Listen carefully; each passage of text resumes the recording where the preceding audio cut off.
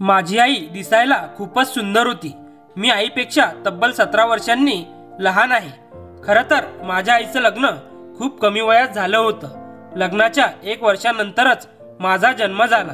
मी आणि आई दोघी एकत्र कुठेही बाहेर गेलो तर लोक आम्हाला बहिणीचं जोडपं समजायचे, कारण आई इतकी देखणी होती की तिच्या वयाचा तिच्या चेहऱ्यावर कुठलाही परिणाम दिसत नव्हता। पण एके दिवशी अचानक आईने तिची एक इच्छा माझ्यासमोर व्यक्त केली आणि ते ऐकून मी भडकले। तुला काय झालं आहे आई? का तू असं काही करायचं ठरवलं आहेस? तू स्वतःचा आणि माझाही तमाशा करायला निघाली आहेस का?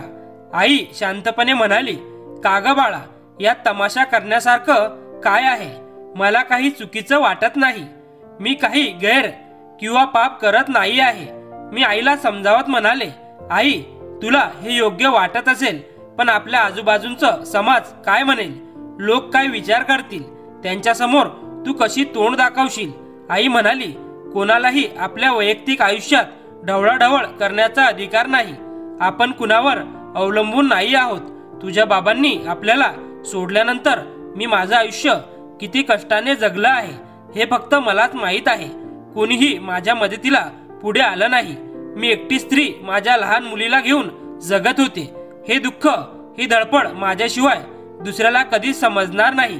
पण बाळा, तू तरी हे समजून घ्यायला हवं होतं। जग समजेल की नाही त्यांचं काही वाटत नाही, पण तू तरी माझा संघर्ष पाहिलेला आहेस। गोष्ट अशी होती की माझ्या आईने तिच्या दुसऱ्या लग्नाची इच्छा माझ्याकडे व्यक्त केली होती। मी लहान असतानाच माझे बाबा दीर्घ आजाराने आम्हा दोघींनाही सोडून या जगातून निघून गेले होते। बाबा निघून गेल्यानंतर माझी आई मला माझ्या आजीकडे त्यांच्या घरी घेऊन गेली। पण किती दिवस असं माहेरी राहून आपला उदरनिर्वाह करता आला असता? म्हणूनच मी शाळेत जाण्यालायक झाले तेव्हा आईने एका खाजगी कंपनीत नोकरी स्वीकारली। माझ्या आईने आई आणि वडील दोघांचेही कर्तव्य पार पाडले होते। असं म्हणणं चुकीचं ठरणार नाही की माझ्या आईने मला वाढवण्यात तिचं संपूर्ण तारुण्य खर्च केलं होतं। माझं वय आता 16-17 वर्ष झालं होतं, तर आईचं वय सुमारे 33-34 वर्ष असावं। दुसरं लग्न करण्याचा तिचा निर्णय काही चुकीचा नव्हता, पण माहीत नाही का मला तो निर्णय कुठेतरी चुकीचा वाटत होता। मी तिला खूप समजवण्याचा प्रयत्न केला की जेव्हा तुझं लग्न होईल तेव्हा सगळे लोक हेच म्हणतील की तरुण मुलगी घरात असूनही आईला मात्र तिच्या लग्नाची घाई आहे। आई म्हणाली, मला माहिती आहे की एका बाईचं दुसरं लग्न करणं समाजात अजूनही चुकीचं मानलं जातं, आणि तेही तेव्हा जेव्हा तिची तरुण मुलगी घरात असेल। पण बाळा, तू हा विचार कधी केला आहेस का की जेव्हा तू लग्न करून तुझ्या घरी निघून जाशील तेव्हा माझं काय? मी कुणाच्या आधारावर आयुष्य काढणार? तू तर कायमची तुझ्या घरची होऊन जाशील, आणि हे लग्न मी माझ्या आनंदासाठी नव्हे तर तुझ्या भल्यासाठी करत आहे। मी रागातच विचारलं, यात माझं काय भलं होणार आहे? आईने समजावत सांगितलं, बाळा, जरी आजच्या आधुनिक काळात महिला पुरुषांच्या खांद्याला खांदा लावून पुढे जात असल्या तरी खरं सांगायचं झालं तर एका स्त्रीच्या आयुष्यात पुरुषाचं स्थान अत्यंत महत्त्वाचं असतं। जसं एका पत्नीसाठी तिचा नवरा, मुलीसाठी तिचा बाप किंवा भाऊ। पण आपल्या घरात ना बाप आहे ना भाऊ। या लग्नामुळे आपलं दोघींचंही आयुष्य सुधारेल। आईने मला कितीही समजवण्याचा प्रयत्न केला तरी तिच्या या निर्णयावर मला रागच येत होता। पण इच्छा नसतानाही मला तिच्या निर्णयाला मान्यता द्यावीच लागली, कारण मी तिच्यापेक्षा मोठी नव्हती। ती एक समजूतदार स्त्री होती, त्यामुळे कदाचित ती जो काही निर्णय घेत होती तो खूप विचार करूनच घेत होती। मी तिला म्हणाले, मला आता त्या व्यक्तीला भेटायचं आहे जो तुझ्या आयुष्यात माझ्या वडिलांची जागा घेणार आहे। काही दिवसांनी तिने माझी त्या व्यक्तीसोबत भेट घालून दिली, जो भविष्यात माझा सावत्र वडील होणार होता। त्याचं नाव माधव होतं। त्याला पाहिल्यावर मी थक्क झाले, कारण तो आईपेक्षा 2 ते 3 वर्षांनी लहानच वाटत होता। मला तिचं माधवसोबत लग्न लावून देणं थोडंसं विचित्रच वाटत होतं। जणू काही तो माणूस तिच्याशी लग्न करून काहीतरी कट रचत असावा। पण माधव माझ्यासमोर खूप प्रेमाने आणि सभ्यपणे वागत होता। तो माझ्याशी नीट बोलत होता आणि माझ्या शिक्षणाबद्दल विचारपूसही करत होता। माझ्याही मनात क्षणभर विचार आला की एकदा तरी त्याला विचारावं की तो आईशी लग्न का करत आहे, पण मी ते विचारू शकले नाही. तो गेल्यानंतर तिने माझं मत जाणून घेण्याचा प्रयत्न केला. मला तिचा लग्न करण्याचा निर्णय चुकीचा वाटत होता, पण तरीही इच्छा नसतानाही मी त्यांच्या लग्नाला होकार दिला. काही दिवसांनी तिचं माधवसोबत लग्न झालं. लग्न अगदी साधेपणाने पार पडलं. हे उघडच होतं की आमच्याकडून लग्नाला फक्त मीच होते, अजून कोणीच नव्हतं. पण माधवकडून त्याचे काही मित्र आले होते. लग्नाच्या वेळेसही मला काहीतरी विचित्रच वाटत होतं. दुसऱ्या दिवशी सकाळी मी उशिरापर्यंत झोपले होते. मला उठण्याचा मूडच नव्हता. आई मला माझ्या खोलीत उठवायला आली होती. ती म्हणाली, बाळा उठ आणि चल, नाश्ता करून घे. मी तिला म्हणाले, आई कृपया माझा नाश्ता माझ्या खोलीतच पाठव. तर ती म्हणाली, बाळा हे तू काय बोलतेस, बाहेर माधव सुद्धा तुझ्या नाश्त्यासाठी वाट पाहत आहे. मी तिला म्हणाले, मला त्या माणसासमोर जायचंच नाही, पण तिने मला बाहेर येण्यासाठी जोर केला, म्हणून मी नाश्त्याच्या टेबलावर जाऊन बसले. माधवने मला पाहून विचारले, काय झालं प्रिया, तुझी तब्येत ठीक आहे ना? मी म्हणाले, माझी तब्येत ठीक आहे. ते म्हणाले, मग काय झालं, तू माझ्यावर रागावली आहेस का? हे ऐकताच मी चिडले आणि म्हणाले, तुम्ही हे काय बोलत आहात? मी तुमच्यावर राग का धरू? माणूस तिथेच रागावतो जिथे काहीतरी नातं असतं. माझं तर तुमच्याशी कोणतंही नातं नाही. माझ्या तोंडून हे ऐकून माधवच्या चेहऱ्यावरचा रंग बदलला. आई रागाने म्हणाली, प्रिया हे तू काय बोलतेस? तेव्हा माधव म्हणाला, असू दे, तिला काही बोलू नकोस, ती अजून लहान आहे, हळूहळू सगळं ठीक होईल. काही वेळाने मी माझ्या खोलीत निघून गेले. आता मला माझ्याच घरात परकेपणाची जाणीव व्हायला लागली होती.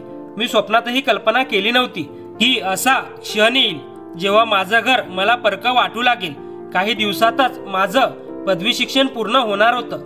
मला भीती वाटत होती की आता मी घरात राहून करणार तरी काय, म्हणून मी शिक्षण पूर्ण होताच एका खाजगी शाळेत मुलांना शिकवायला सुरुवात केली, जेणेकरून मी जास्तीत जास्त वेळ बाहेर राहू शकेन. कारण मला माधव समोर फारसं यायचंच नव्हतं, म्हणून मी शाळेतून घरी आल्यानंतर सरळ माझ्या खोलीत निघून जायचे. मात्र अजूनही माधवच्या हेतूचा नेमका अंदाज लावता येईल असं काहीही घडलं नव्हतं.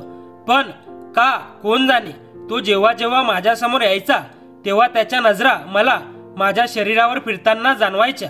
माधवसोबत लग्न केल्यानंतर आई पूर्वीपेक्षा अधिक आनंदी राहू लागली होती. तिने मला माझ्या अवस्थेवर सोडून दिलं होतं. माझे दिवस असेच जात होते. पण एके दिवशी एक विचित्रच गोष्ट घडली. मी हे सांगू शकत नाही की हे सगळं आईने जाणून बुजून केलं होतं की ती खरंच योगायोगाने घराबाहेर होती. कारण आजपर्यंत तिने मला माधवसोबत एकटीला घरात कधीच राहू दिलं नव्हतं. पण आज संध्याकाळी ती घरी नव्हती आणि मी माझ्या खोलीत होते. कुणीतरी माझं दार वाजवलं, म्हणून मी थोडी घाबरले. मी जेव्हा दार उघडलं तेव्हा माधव बाहेर उभा होता. त्यांनी विचारलं, तुझी आई कुठे आहे?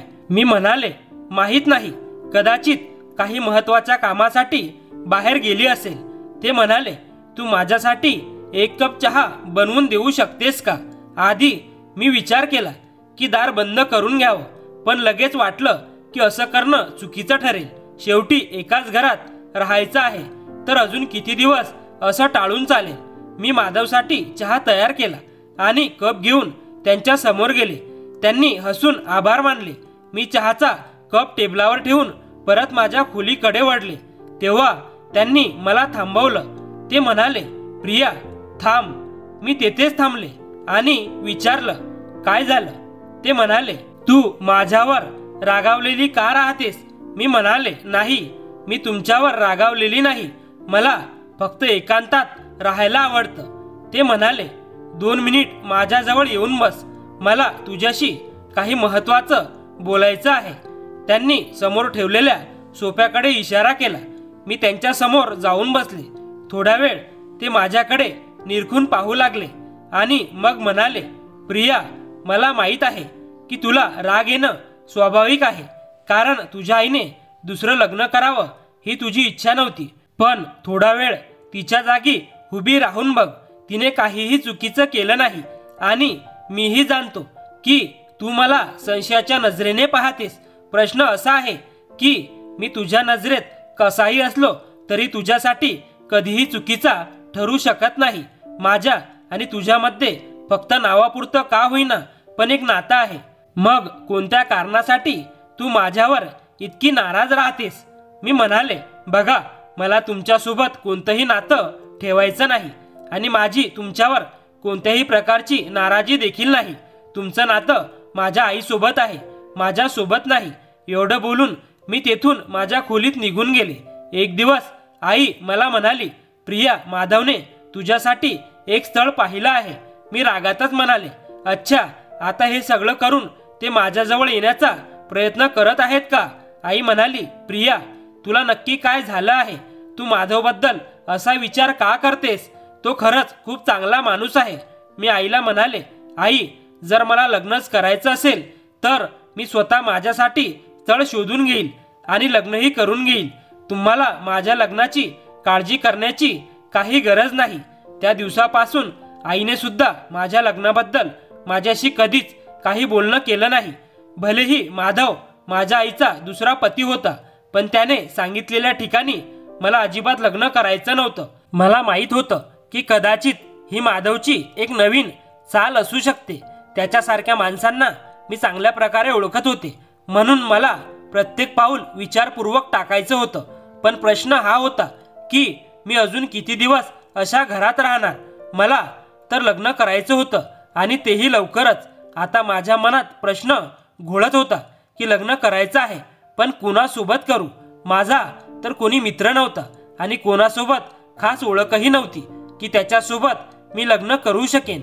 मी याच विचारात होते की अचानक मला कोणीतरी भेटला.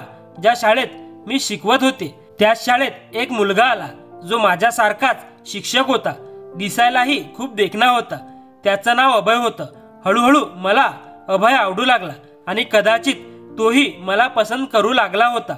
हळूहळू आमच्यात घट्ट मैत्री झाली आणि त्या मैत्रीतून प्रेम निर्माण झालं आणि प्रेमाच्या प्रवासाने आम्हाला थेट लग्नाच्या उंबरठ्यावर आणून उभं केलं. पण मला अभयपासून काहीही लपवायचं नव्हतं. मला माझ्या घरच्या परिस्थितीबद्दल त्याला सर्व काही सांगायचं होतं, कारण तो खूप चांगला माणूस होता आणि माझ्या घराच्या परिस्थितीबद्दल त्याला नंतर कळावं आणि त्याचं मन दुखवावं अशी माझी अजिबात इच्छा नव्हती. म्हणून मी स्वतःच एक दिवस त्याला माझ्याबद्दल सर्व काही सांगायचं ठरवलं. मग एक दिवस मी अभयला विचारलं, तुला माझ्या पार्श्वभूमीबद्दल माहीत आहे का? माझ्या घरच्या परिस्थितीबद्दल माहिती आहे का? मी कुठे राहते, कुणाची मुलगी आहे आणि कोणत्या कुटुंबातून आलेली आहे? अभय म्हणाला, प्रिया, मी फक्त तुला ओळखतो. मला तुझ्या पार्श्वभूमीबद्दल जाणून घेण्यात काहीच रस नाही. मी म्हणाले, तरी सुद्धा तुला माझ्याबद्दल जाणून घेण्याचा पूर्ण अधिकार आहे, कारण उद्या तुला जर काही गोष्ट उशिरा समजली आणि त्यामुळे तुझं मन दुखावलं तर मी स्वतःला कधीच माफ करू शकणार नाही. अभय म्हणाला, ठीक आहे, तुला सांगायचं असेल तर सांग. मी त्याला माझ्या आईच्या दुसऱ्या लग्नाबद्दल आणि माधवच्या स्वभावाबद्दल सगळं काही सांगितलं. हे ऐकल्यानंतरही अभयच्या स्वभावात काहीच फरक दिसला नाही. उलट त्याने मला समजावून सांगितलं, प्रिया, काय झालं? तुझ्या आईने दुसरं लग्न केलं आहे तर दुसरं लग्न करणं काही गुन्हा नाही. थोडा वेळ तिच्या जागी उभं राहून बघ. मी अभयला म्हणाले, मला आईच्या दुसऱ्या लग्नाबाबत काहीच अडचण नाही. अडचण आहे ती फक्त माधव सोबत. माहीत नाही का, पण जेव्हा मी त्याच्या समोर जाते तेव्हा तो मला वरखाली निहाळत असतो.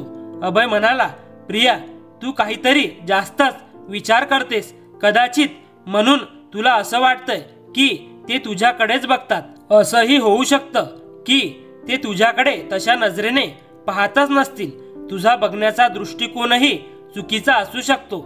फक्त तू तुझा दृष्टिकोन बदलून बघ. कदाचित सगळं काही ठीक होईल. अभयने मला खूप समजावलं आणि म्हणाला, प्रिया, तू मला खूप आवडतेस. मी काही दिवसातच माझ्या घरच्यांना तुझ्या घरी मागणी घालायला पाठवतो. मी त्याला म्हणाले, माझ्याबद्दल सगळं जाणून घेतल्यानंतर तुझे घरचे लोक तुझं लग्न माझ्यासोबत करून द्यायला तयार होतील का? तो म्हणाला, प्रिया, तू हे सर्व काही माझ्यावर सोडून दे. काही दिवसांनी अभयने त्याच्या घरच्यांना माझ्या घरी पाठवलं. त्यांना भेटून माझी आईही खूप आनंदी झाली. काही दिवसानंतर आमच्या दोघांचा साखरपुडा झाला आणि त्यानंतर लवकरच आमचं लग्नही झालं. मी सासरी आले. अभयच्या घरी आल्यानंतर मी एक खोल श्वास घेतला, कारण माधवसारख्या माणसाच्या तावडीतून मी अखेर मुक्त झाले होते. माझ्या सासरी सगळे लोक खूप चांगले होते. त्यांचे कुटुंब मोठ्या उद्योगधंद्याशी संबंधित होतं. पण एक गोष्ट माझ्या लक्षात येईना, इतक्या संपन्न घरात वाढलेला अभय एका छोट्या खाजगी शाळेत का शिकवत होता. ही गोष्ट मी त्यालाही बोलून दाखवली, पण त्याने शांतपणे उत्तर दिलं, प्रिया, वेळ आली की मी तुला सगळं सांगीन. लग्नानंतर 2 दिवसांनी मला माहेरी जायचं होतं, कारण ती एक प्रथा होती. पण माहीत नाही का मला तिथे जायची अजिबात इच्छा नव्हती. आईशिवाय तिथे माझं कुणीच नव्हतं. म्हणून मी अभयला म्हणाले, मला आता माहेरी जायचं नाही, आपण आईलाच कधीतरी इथे बोलावूया. त्याने मला समजावत सांगितलं, प्रिया, ही एक परंपरा आहे. प्रत्येक मुलीला तिच्या माहेरी जावंच लागतं, त्यामुळे तुलाही जावं लागेल. बरं, ठीक आहे, मी तुझ्या सोबत येतो. अभयही माझ्यासोबत माहेरी आला. आई मला पाहून खूप आनंदी झाली. मी तिला मिठी मारली, पण माधवसोबत मात्र मी एक शब्दही बोलले नाही. माधव नात्याने माझे सावत्र वडील होते, पण मी त्याच्याशी कोणतंही नातं ठेवलं नव्हतं. मला त्यांच्याबद्दल तीव्र तिरस्कार होता. थोडा वेळ बसल्यानंतर मी आईला सांगितलं, आई, मी आता निघते. तेवढ्यात माधवने मला थांबवलं आणि विचारलं, प्रिया, जरा थांब, मला तुझ्याशी एक गोष्ट बोलायची आहे. मी म्हणाले, बोला. त्यांनी विचारलं, तू अभयसोबत सुखी आहेस ना? मी थोड्याशा उद्धटपणे म्हणाले, हो, मी खूप सुखी आहे. ते म्हणाले, प्रिया, हा आनंदच तर मला तुला द्यायचा होता. मी त्यांच्याकडे बघत म्हणाले, काय? माधव म्हणाले, हो प्रिया, हेच ते स्थळ आहे ज्याबद्दल तुझ्या आईने एकदा तुला सांगितलं होतं. अभय माझ्या मित्राचा भाऊ आहे आणि हे स्थळ मी तुझ्यासाठी शोधलं होतं. पण जेव्हा तू मी सांगितलेल्या स्थळाला नकार दिलास, तेव्हा आमच्या योजनेनुसार अभयला आम्हीच तुझ्या शाळेत शिकवण्यासाठी पाठवलं होतं. त्याने कदाचित तुझा फक्त फोटो पाहिला होता आणि तो तुझ्या प्रेमात पडला होता. पण मला माहीत होतं की तू मी सांगितलेल्या मुलाशी लग्न करणार नाहीस. प्रिया, मी सावत्र जरी असलो तरी तुझा बाप आहे आणि मला हेही माहीत आहे की तू माझ्याकडे शंकेच्या नजरेने पाहतेस. प्रिया, तुझे विचार करणं काही चुकीचं नव्हतं, पण ही गोष्ट लक्षात घे, आपल्या समाजात अजूनही माणुसकी जिवंत आहे. सर्वच सावत्र बाप वाईट नसतात. हे सगळं ऐकून माझ्या डोळ्यात अश्रू आले. माधवने प्रेमाने माझ्या डोक्यावर हात ठेवला. मला माझी चूक लक्षात आली आणि आज मी पहिल्यांदाच माधवला मिठी मारली. आता मी माझ्या आयुष्यात खूप आनंदी आहे. सासरी तर होतेच, पण आता माहेरच्यांकडूनही पूर्ण समाधान मिळालं आहे. आता मी माधवला नावाने नाही तर बाबा म्हणून संबोधू लागले. ही गोष्ट तर खरीच आहे की प्रत्येक सावत्र बाप वाईट नसतो. आपण फक्त बघण्याचा दृष्टिकोन बदलायला हवा. धन्यवाद.